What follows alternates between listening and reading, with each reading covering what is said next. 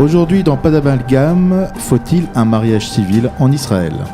Bonjour, bienvenue sur le deuxième numéro de Pas d'amalgame. On a eu de très bons retours d'ailleurs sur le premier numéro. Et Noémie est de retour en seconde semaine. Tu as gagné. On retrouvera Nili la semaine d'après, je pense. Ou peut-être pas. Si, t'inquiète pas. Donc, on ne te présente plus docteur en philosophie. Doctorante en philosophie, c'est dans pas très longtemps à mon avis, j'espère pour toi. Nous avons également un nouveau chroniqueur, Yigal Palmore, que l'on ne présente plus mais que l'on va présenter quand même. Donc tu es directeur de communication à l'Agence Juive. Également tu as été diplomate, porte-parole du ministère des Affaires étrangères. Donc tu as du galon, on peut dire que tu as la légitimité un petit peu pour t'exprimer avec nous.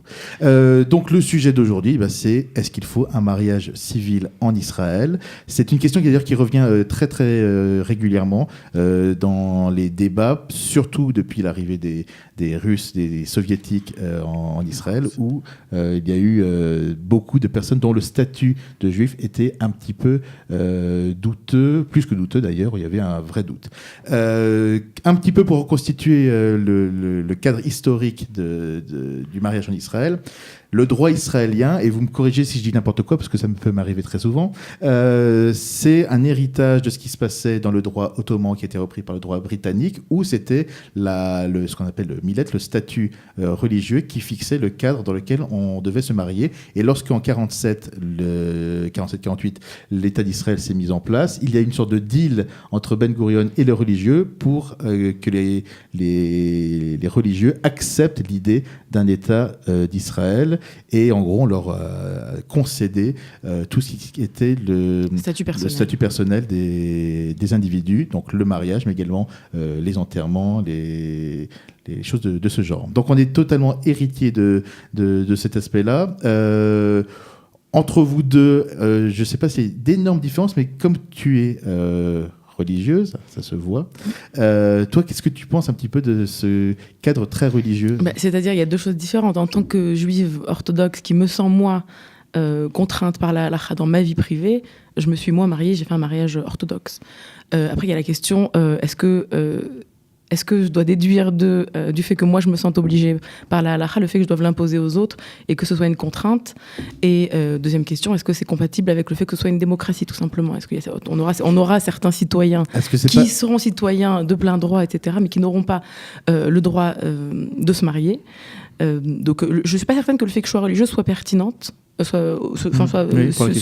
Pour la question. Ça veut dire que je peux très bien, moi, me sentir contrainte par la halakha et vouloir moi, me marier religieusement sans pour autant trouver que la religion d'État officielle soit une bonne idée. Est-ce qu'on n'arrive pas, quelque part, à la limite de la définition de l'État juif et démocratique ? Est-ce qu'il n'y a pas cette question-là qui rentre en jeu ? Oui, quand on parle d'État juif, c'est un État-nation du peuple juif. Ça ne veut pas dire un État de religion juive. Il ne faut pas que l'État ait une religion. Sinon, on commence à avoir affaire à des absurdités totales. D'abord, vous avez évoqué les Olim Hadashim, les immigrants de l'ancienne Union soviétique. Ils sont 400 000 aujourd'hui à ne pas appartenir officiellement à la catégorie de juifs ou chrétiens ou musulmans, d'après le ministère de l'Intérieur israélien qui veut classer tous les citoyens selon leur appartenance religieuse. Donc ils n'appartiennent à aucune catégorie, soit parce qu'ils ne le souhaitent pas, soit parce qu'ils le souhaitent, mais le ministère de l'Intérieur refuse leur appartenance à la catégorie de juifs. Donc 400 000, c'est pas rien. À cela, il faut ajouter un grand nombre de juifs qui sont inscrits classés juifs par le ministère de l'Intérieur, qui ne souhaitent plus avoir recours ou passer obligatoirement par le rabbinat pour le mariage. Ils sont de plus en plus nombreux. Et, pour différentes raisons d'ailleurs. Pour différentes raisons. Chacun son histoire, chacun sa vie. Mais ils sont de plus en plus nombreux. Et donc il y a une vraie réalité de contournement de la loi parce que simplement ça ne tient pas. Et on en arrive à des situations absurdes où les gens doivent passer par des ambassades étrangères ou faire un saut à l'étranger, ou alors ils sont mariés à l'étranger et quand ils veulent divorcer en Israël, ils doivent passer par le rabbinat pour le guet. Juste par rapport au mariage à l'étranger, parce que j'ai pris des petites notes, j'ai fait mes devoirs. Donc c'est une décision de la Cour suprême en 1962 qui indique que les mariages civils qui ont été faits à l'étranger sont reconnus en Israël. Donc il y avait eu dans les années 50 également, là c'était des mariages orthodoxes qui étaient faits à l'étranger qui étaient reconnus. Et donc, il y a une sorte d'évolution de ce côté-là. Et en 2006, la Cour suprême a indiqué que les mariages de personnes de même sexe faits à l'étranger étaient également reconnus en Israël. Est-ce qu'il y aurait pas... Mais donc, ce qui a pour conséquence de conférer à certains la possibilité de le faire, et à d'autres, qui eux sont coincés en Israël, l'impossibilité de le faire. Donc on a un système à deux vitesses, où ceux qui peuvent échapper au système le font, et ceux qui ne peuvent pas en sont victimes. Donc c'est absolument insupportable. D'un point de vue moral, d'un point de vue démocratique, c'est une idée difficile à admettre. Et même d'un point de vue historique, parce que ça n'est jamais arrivé dans l'histoire du peuple juif. Pendant les 2000 ans d'exil, on n'avait pas de rabbinat d'État. Et le peuple juif a bien tenu le coup. Oui, on est juif aujourd'hui, après 2000 ans, sans que le rabbinat observe nos mariages, nos divorces, nos enterrements et notre cache-route. Donc ça marche bien. Pourquoi faut-il changer maintenant quelque chose qui a marché pendant 2000 ans? Et d'ailleurs, pendant les siècles qui ont précédé l'exil, pendant les siècles où il y avait un royaume d'Israël, un royaume de Judée, plus ou moins grand, il n'y avait pas de rabbinat d'État non plus, et le peuple juif a bien tenu. Et ce n'est pas à cause du manque de cache-route rabbinique que nous avons été conquis par les Babyloniens ou les Assyriens ou les Romains. Alors on pourrait te rétorquer que, par exemple, en Alsace-Lorraine, il y a un rabbinat d'État avec des rabbins qui sont payés. Oui, en Alsace-Lorraine, mais ce à quoi je répondrais que la majorité des Juifs dans le monde, si je ne m'abuse, n'habitent pas l'Alsace-Lorraine. Oui, et pourtant, ils tiennent en tant que Juifs. Il y a des assimilations qui se font également. Bien sûr, il y en a eu de toutes les époques. Mais je répète, après 2000 ans d'exil, le peuple juif est là, et bien là, sans rabbinat. Donc pourquoi changer maintenant? Mais tu peux aussi prendre le point de vue interne à la halakha et dire que le fait qu'il y ait une religion d'État et que, paradoxalement, l'État d'Israël n'est pas une médinat halakha, c'est pas une théocratie. Donc tu arrives à des absurdités du point de vue même de la halakha, du fait des contraintes, du fait d'être une démocratie. Donc tu es une démocratie, tu dois accorder certains droits, etc. Mais à côté de ça, tu veux préserver le statut personnel par la religion, et tu obtiens des choses absolument absurdes. La crainte, est-ce qu'il n'est pas au fond d'avoir une perte de juifs, concrètement, en disant voilà, et la crainte d'une dissolution et d'une perte de judaïté pour tout un ensemble de personnes. C'est-à-dire que si on essaie de maintenir, alors peut-être qu'on peut estimer artificiellement... Alors, corps défendant et contre leur consentement. Et effectivement, Yigal disait que le peuple juif a survécu sur la base de l'adhésion volontaire. Qu'est-ce qui contraignait finalement un juif en exil à être tenu par les décisions du Beth-Din, de son Beth-Din local, si ce n'est l'adhésion volontaire? On n'avait pas l'appareil d'État. Il n'y avait pas, à part les rares contraintes sociales comme le kherem, etc., qui sont en fait assez légères, c'était basé sur l'adhésion. Et donc là, tu es en train de nous dire on veut préserver le peuple juif, et on veut contraindre des gens donc à rester juifs même s'ils ne le veulent pas. Est-ce qu'on peut se débarrasser de cette judaïté? Ça, c'est une vraie question. Non, tout dépend de ce que tu entends, mais d'un point de vue, la conception, si tu veux, en pourcentage de sang ou en juif selon la halakha. Donc maintenant, on va avoir en ligne Jonathan qui va nous apporter son témoignage par rapport à son cas particulier. Jonathan, est-ce que tu nous entends? Oui, très bien, Monsieur Tabor, bonjour. Bonjour. Donc, on s'est contacté il y a quelques temps parce que ton cas, je dirais, il cumule toutes les complexité de la situation. Donc, toi, tu as le statut de Cohen. Alors, ton nom de famille n'est pas Cohen. Donc, si les gens cherchent Jonathan Cohen, vous allez trouver personne. Donc, tu es Cohen. Tu as ta femme qui donc n'est pas juive, qui en plus est divorcée. Donc, tu cumules tout un ensemble de situations. Rappelle-nous rapidement les soucis que tu as rencontrés, parce qu'en plus, tu as une petite fille. Exactement. Alors, moi, j'ai divorcé d'un premier mariage qui s'est fait en Israël et un divorce en Israël. donc avec une femme qui pouvait se marier avec un Cohen, donc il n'y a pas eu de souci à ce niveau-là. Et puis après, quand j'ai divorcé et que j'ai rencontré ma future femme, j'ai compris que mon statut de Cohen n'allait pas me permettre, en tout cas, de pouvoir officialiser légalement mon souhait d'union avec elle en Israël. Pour pouvoir se marier, il faut absolument passer par une union civile, puis tout un passage par l'administration et par le Misrad Apnim, donc l'état civil, avec un dossier énorme à remplir, pour pouvoir faire reconnaître ce mariage civil également. Donc ça n'a pas été simple. Et la reconnaissance. Le fait que tu sois Cohen, excuse-moi, bonjour Noémie, Jonathan. Noémie, oui. Le fait que tu sois Cohen, c'est pas pertinent, vu qu'elle est non-juive. Dans tous les cas, même si tu n'étais pas Cohen en Israël, tu n'aurais pas pu te marier à la rabbanout. Et tu aurais eu besoin d'un mariage civil. Donc en quoi ici, le fait que tu sois Cohen est pertinent si mais alors, je vais t'expliquer. Alors, si tu veux, le fait que je sois Cohen, de toute façon, ne m'aurait pas permis de me remarier avec, par exemple, une non-juive en Israël. Avec une juive en Israël qui aurait été divorcée, pardon.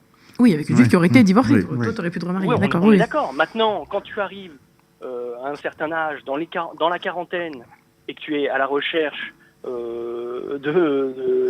partenaire de vie, c'est rare dans cet âge-là de trouver une femme qui n'aurait pas été mariée, qui n'aurait pas été déjà divorcée. Donc, moi, ce qui m'insupporte, c'est que ça soit mis, cette décision d'état civil et de mariage soit remise dans des mains religieuses. Alors qu'au final, en Israël, il y a des musulmans qui se marient, il y a des chrétiens qui se marient, et il y a des juifs qui veulent se marier, mais qui sont obligés de passer soit par la case mariage civil en dehors d'Eretz Israël, soit par des faux semblants de cartes, puisqu'on est passé, nous, par là aussi, avec la carte de Mishpacha Hadasha, de nouvelle famille, en pensant que c'était un Pax assez amélioré, assez mis au point, et qui au final n'apportait rien du tout de ce qu'on aurait pu faire nous-mêmes auprès soit de l'état civil ou auprès des banques pour ouvrir un compte commun, par exemple. En gros, juste pour Mishpacha Hadasha, parce que on en a parlé un petit peu avec Igal juste avant. Toi, par exemple, pour la banque ou les ministères, qu'est-ce qu'ils t'ont dit en gros quand tu t'es présenté avec cette carte-là? Quand tu viens au ministère, par exemple, quand tu viens au Misrad Apnim avec la carte de Mishpacha Hadasha, ils n'ont rien à faire. Ils la regardent, la retournent, et ils la regardent. Je rappelle très rapidement. Bitoire Leumi, c'est la même chose. Je rappelle très rapidement ce que c'est que Mishpacha Hadasha. Donc c'est une association qui donne tu vas corriger, mais il la donne pas. Ils vendent cher. Et qui permet a priori de bénéficier de droits. Mais ce que tu nous expliques, c'est qu'en fait, toi, ça ne t'a absolument rien apporté. Ça n'a rien apporté du tout. Un compte commun, on aurait pu très bien l'ouvrir sans avoir cette carte-là. Donc, toutes les banques ouvrent un compte commun et si demain, Israël, tu as envie d'ouvrir un compte commun avec une autre partenaire, tu as le droit de le faire. Il n'y a absolument aucune interdiction là-dessus, exactement. Ensuite, pour le Bitoire Leumi, on a eu le même rejet, c'est-à-dire ils ont regardé la carte, mais ça les a pas du tout intéressés. Et en fait, on s'est rendu compte que c'était un peu, je vais pas le dire méchamment, mais c'est un peu une arnaque. Et une fois que tu as signé et que tu as reçu ta carte là-bas dans les bureaux, on te parle très rapidement de papier d'héritage. Et c'est là qu'on t'explique qu'au final, il faudrait aussi aller chez un avocat dont eux travaillent avec, qui pourrait te faire un papier pour légaliser aussi l'héritage, puisque l'héritage, il est aussi soumis au mariage. C'est-à-dire, quand tu es marié, tu hérites de ton conjoint ou de ta conjointe. Quand tu es paxé avec cette carte-là, c'est bien plus compliqué. Il faut faire officialiser ça chez un notaire, chez un avocat, et ça coûte encore de l'argent. Toi, tu estimes le montant de ce que tu as dû payer à combien par rapport au fait de te marier le paquet de juste mariage ou j'englobe ma fille avec? Englobe ta fille aussi, parce que on va en parler juste après de ta fille. Alors, on a dépassé facilement les 25 000 shekels. Ok. Alors, on va revenir au cas de ta fille, parce que tu as une fille qui est née avant ton mariage civil à l'étranger. Quelques mois. Voilà. Ouais. Elle est née il y a quelques mois avant le mariage civil à l'étranger. Donc, comme on n'avait pas pu faire de documents et avoir une bitoire Léoumi, une couverture pour mon épouse, nous on a la chance d'être entre deux pays sur l'Europe. On a décidé d'aller en France et on a fait donc accoucher mon épouse en France. Vous l'avez pas fait accoucher, c'est elle qui a accouché. Non mais j'étais là. Le fait d'avoir serré la main, c'est un peu. Je pense que j'ai participé vraiment. Noémie, diminue pas notre mérite, s'il te plaît. Évidemment. Oui. Les papas, on est là et on souffre. Bon, continuez votre cas parce que là, vous enfoncez. Donc continuez votre récit. Donc, ma femme a accouché. La petite reçoit sa nationalité française. Oui. Je vais garder l'anonymat sur la deuxième nationalité. Elle la reçoit aussi, il n'y a pas de problème. Je suis le papa dans les deux pays. Je suis reconnu par des documents officiels. J'arrive en Israël avec la petite. De mon bon droit, je vais au Misra d'Apnim pour la reconnaître. Et là, on me rétorque que non, c'est pas possible. Et je suis tombé, en fait... alors, on va me dire que je suis anti-religieux, alors que pas du tout, mais je suis tombé sur une religieuse au Misra d'Apnim qui m'a dit « Mais attendez, votre femme, elle n'est pas juive, on n'aura pas à vous donner la nationalité pour votre fille. » Et ça m'a refroidi, Alors je pense qu'elle a fait un peu de zèle, cette dame, et que peut-être elle-même était aussi un peu anti-goy, comme on pourrait dire. Et quand on a fait notre première demande et qu'on a fait on a des dizaines et des dizaines de pages qui prouvent qu'on est bien un couple, que c'est bien moi le père, et qu'on a reçu, après le dépôt de ce dossier, un refus du Misra d'Apnim, on a dû avoir recours à un avocat qui s'est très bien occupé de nous et qui a refait un appel, une demande en recours, et en fait nous a évité la demande d'analyse ADN, puisque... Qui émanait de qui ? La demande ADN qui émanait de... Qui émanerait... Je vais vous expliquer exactement comment ça se passe. Le Misra d'Apnim ne fait que refuser. Et pour avoir la demande d'analyse ADN, il faut passer devant un juge. Donc, c'est à moi de demander au juge la présentation du dossier. Le juge convoque également le Misra d'Apnim. Et là, le juge demande au Misra d'Apnim, qu'est-ce que vous voulez ? Quelle preuve voulez-vous ? Et là, le Misra d'Apnim rétorque, on voudrait une preuve que ça soit bien le père, puisque les documents français, alors que ça devrait être reconnu de façon bilatérale, ne l'étaient pas. Donc que vous soyez le père, donc génétique. Parce que la question de la présomption de paternité juridique, on s'en fiche. Le père est génétique. Exactement. Donc, et donc, il n'y a qu'un juge qui peut ordonner cette demande d'ADN. Juste, Jonathan, si tu avais eu un mariage civil en Israël, parce qu'après on va avoir un Rav qui va peut-être nous expliquer son point de vue. S'il y avait eu un mariage civil en Israël, toi, tu aurais évité toutes ces problématiques que tu as rencontrées.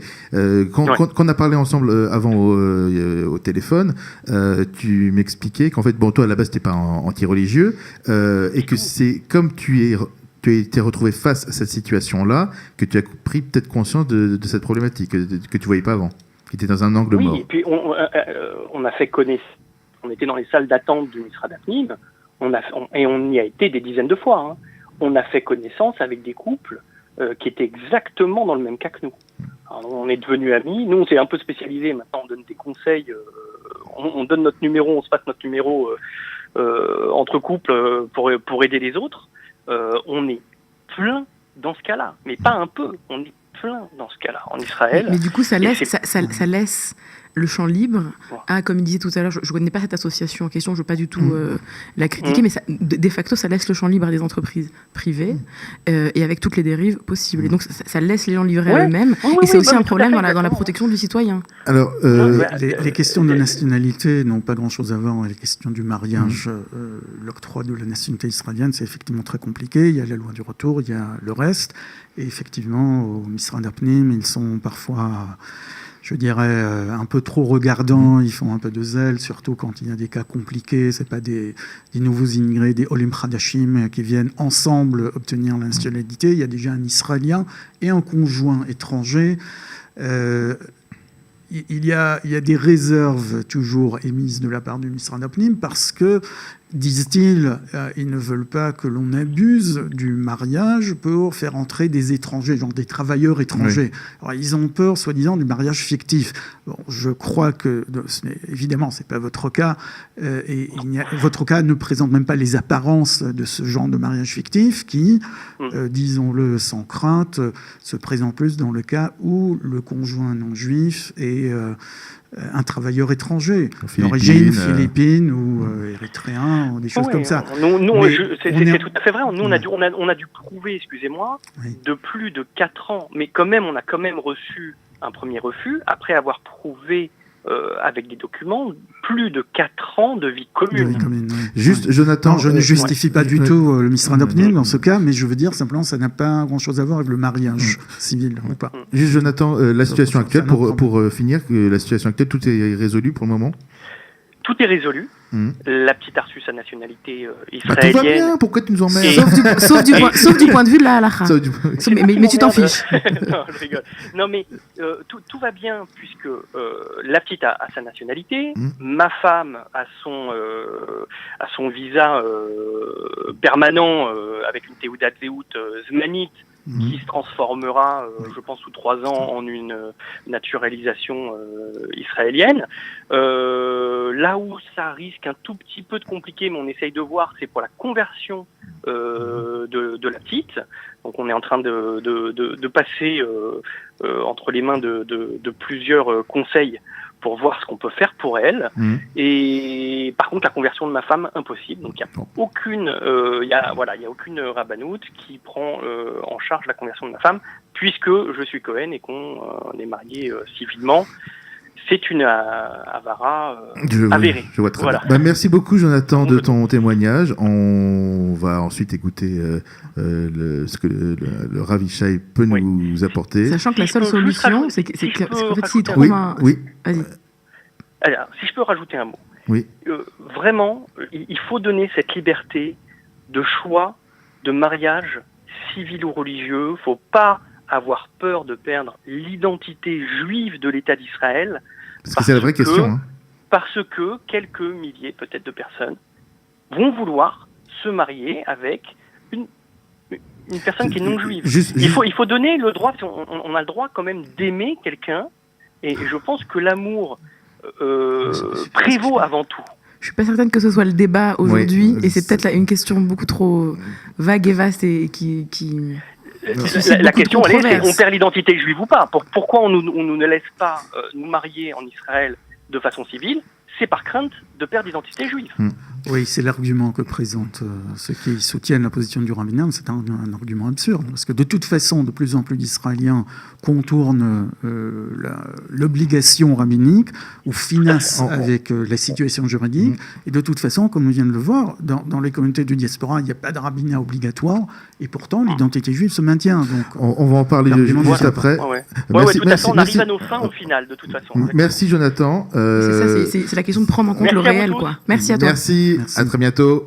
Merci, au revoir. Au revoir. Oui, donc il y a cette question-là. On va voir pour contacter le Rav Yishai pour avoir le point de vue inverse. C'est ce qui est intéressant de voir ça. C'est vrai que là on devient sur des problématiques très personnelles qui sont impactées par des questions politiques et religieuses. Donc on est vraiment à la croisée des chemins. Et c'est vrai qu'on parle du caractère juif de l'État et, ce qu'on disait tout à l'heure, démocratie et judaïté. Ouais, et puis l'angoisse fondamentale du rabbinat de voir proférer des mamzerim sans qu'ils aient les moyens d'en faire la liste. Oui.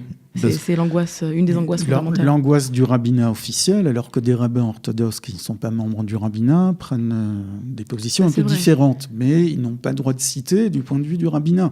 Donc c'est vrai que c'est une question d'establishment, c'est même pas une question de halakha.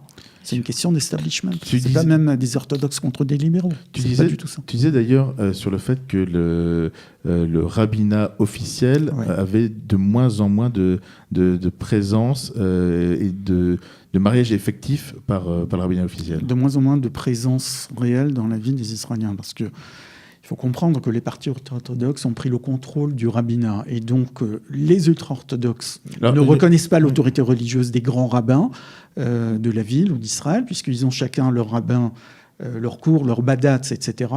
Les nationaux religieux, si vous voulez, ils ont leur rabbin à eux, n'est-ce pas, les rabbins de ce milieu, et puis les laïcs, ils n'en ont rien à faire du rabbinat. Donc on voit que les rabbins du rabbinat ne sont pas reconnus par ceux qui les ont nommés, et ils tentent de s'imposer à ceux qui n'ont rien demandé. C'est une situation absurde. Mais du coup, on a aussi pas mal de rabbins orthodoxes hors rabbinat dont tu parlais, voilà. Igal, qui, eux, louvoient un peu et font souvent des roupotes et des mariages orthodoxes. C'est ça qui est intéressant, c'est que tous les gens qui ne se marient pas à la rabbanoute ne sont pas des cas comme le cas qu'on a entendu de Jonathan, donc de mariage mixte ou de mariage homosexuel, mais ce sont aussi des cas de mariage tout à fait orthodoxe, de gens qui pourraient se marier à la rabbanoute s'ils le voulaient, mais qui ne le veulent pas. Parce qu'ils ne veulent pas se retrouver, ou par révolte, si tu veux, par statement, on veut montrer que notre halakha, notre religion, c'est pas une religion d'État, elle est à nous et on veut pas nous dépendre de ce truc-là, et aussi par souci d'équité, pour les raisons de Hagounot et de Guette que ça fait d'être confronté au rabbinat. On a beaucoup parlé justement sur le fait des libertés individuelles. Qu'en est-il du maintien du caractère juif de l'État via quand même sa population ? C'est-à-dire que c'est une vraie, la vraie question. Est-ce que la seule définition valable, c'est celle des orthodoxes et là, on parle orthodoxe rabbanoute officielle. Qu'en est-il de ce point-là ? Est-ce que c'est une crainte qui, tu disais, en 2000 ans, on n'a pas eu de soucis, mais est-ce que on n'a pas eu de soucis, on a quand même beaucoup d'assimilation et donc de gens qui de facto ont disparu du peuple juif. Mais ça, et donc ne reste que ceux qui veulent. Et puis il y a l'écart entre qui est israélien et qui est juif halachiquement et qui en fait reste un problème essentiel. Mais le caractère juif de l'État, c'est un caractère national, il ne peut pas être un caractère religieux, à moins d'être une théocratie. Donc, le caractère juif, c'est par exemple le jour du repos national, c'est Shabbat, c'est pas dimanche, c'est pas vendredi. La langue officielle, c'est d'abord l'hébreu. Après aussi l'arabe. L'arabe d'ailleurs est une grande langue juive, comme on le sait bien, comme on devrait le savoir. Mais Maïmonide a écrit en arabe avec l'alphabet hébreu. On ne va pas faire la liste entière parce qu'elle serait trop longue d'œuvres juives essentielles écrites en langue arabe. Et d'œuvres littéraires. Et surtout les juifs, et la grande partie des juifs séfarades qui ont pour langue maternelle le judéo-arabe. Je veux dire, de façon moins élevée, moins littéraire, mais le judéo-arabe de cuisine de nos grands-mères. Voilà, donc le caractère juif, c'est le drapeau, c'est l'hymne national. Ça ne peut pas être une religion imposée par l'État. L'État est une entité qui n'a pas de religion. Simplement, le peuple juif a un caractère ethno-religieux. D'accord. Oui. D'accord. Donc, c'est le peuple qui a un caractère ethno-religieux, mais à chacun de définir sa propre façon d'être religieux ou pas. Sauf que s'il n'y a pas un socle commun pour établir cela, est-ce qu'il n'y a pas besoin, malgré tout, d'un socle commun pour dire, voilà, on est d'accord sur... quitte à le redéfinir par la suite. Mais là, c'est cet aspect un petit peu foutoir qui est en train d'arriver d'ailleurs. C'est une réalité. Mais ce que tu dis, c'est que ça ne protège pas, en fait. C'est-à-dire que si on est réaliste, et même si on est...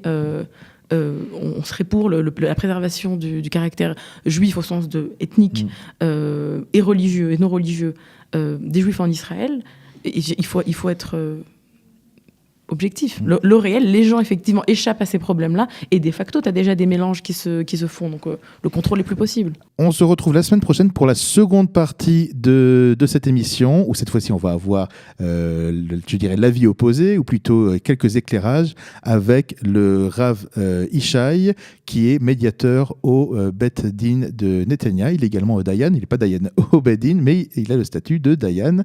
Donc on verra tout cela la semaine prochaine. Merci, à très bientôt. Pas d'amalgame, l'émission où l'on est d'accord pour ne pas être d'accord.